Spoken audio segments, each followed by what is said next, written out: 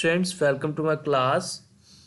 आज का हमारा चैप्टर है चैप्टर नंबर 11 होम्योस्टेसिस और टॉपिक है होम्योस्टेसिस इन प्लांट्स, पौधों में होम्योस्टेसिस। आज की क्लास में हम पढ़ेंगे कि पौधे फालतू कार्बन डाइऑक्साइड और ऑक्सीजन को कैसे निकालते हैं। Removal of extra carbon dioxide and oxygen, फालतू कार्बन डाइऑक्साइड और ऑक्सीजन को निकालना।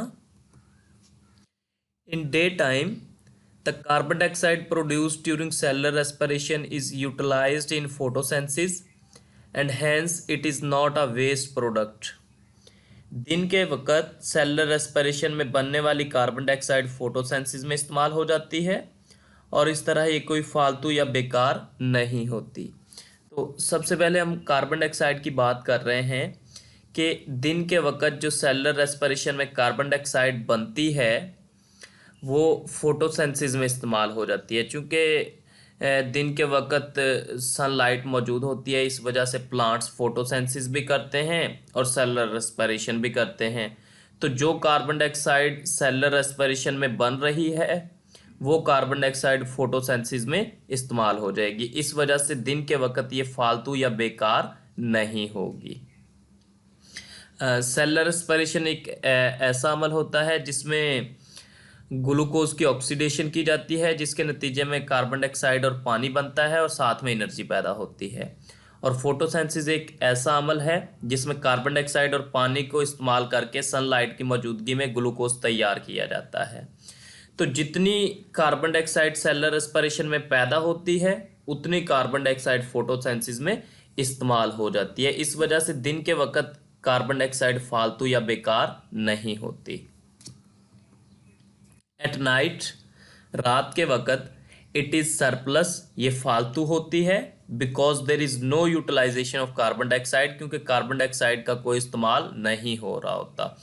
चूँकि रात के वक़्त सनलाइट मौजूद नहीं होती और जब सनलाइट मौजूद नहीं है तो फोटोसिंथेसिस नहीं होगी और चूँकि कार्बन डाइऑक्साइड फोटोसिंथेसिस में इस्तेमाल होती है, अब फोटोसिंथेसिस तो रात के वक्त हो नहीं रही, इस वजह से ये फालतू या फिर बेकार है।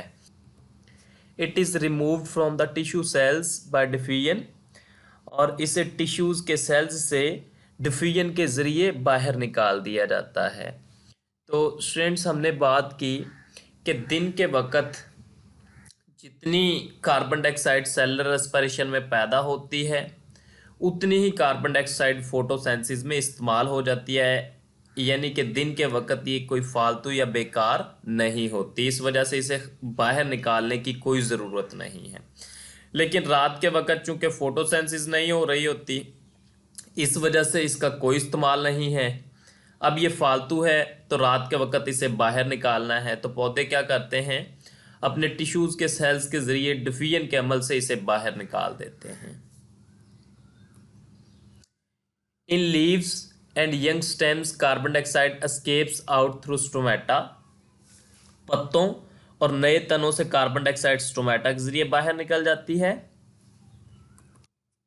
In young roots, carbon dioxide diffuses through the general root surface, specially through root hairs.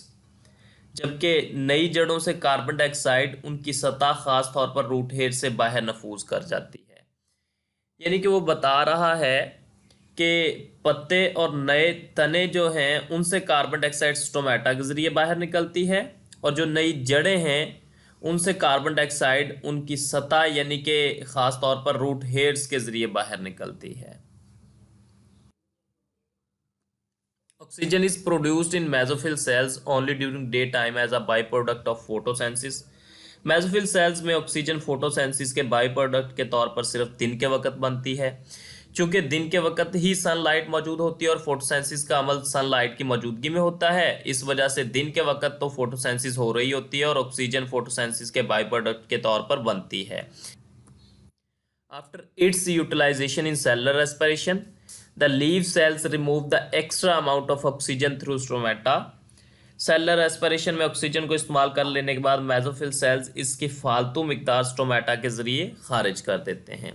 Cellular respiration दिन के वक्त भी होता है, रात के वक्त भी। तो दिन के वक्त जो ऑक्सीजन पैदा हो रही है, जितनी ऑक्सीजन सेलुलर रेस्पिरेशन में इस्तेमाल होती है हो जाती है, बाकी जो ऑक्सीजन बचती है उसे स्ट्रोमेटा के ज़रिए बाहर खारिज कर दिया जाता है।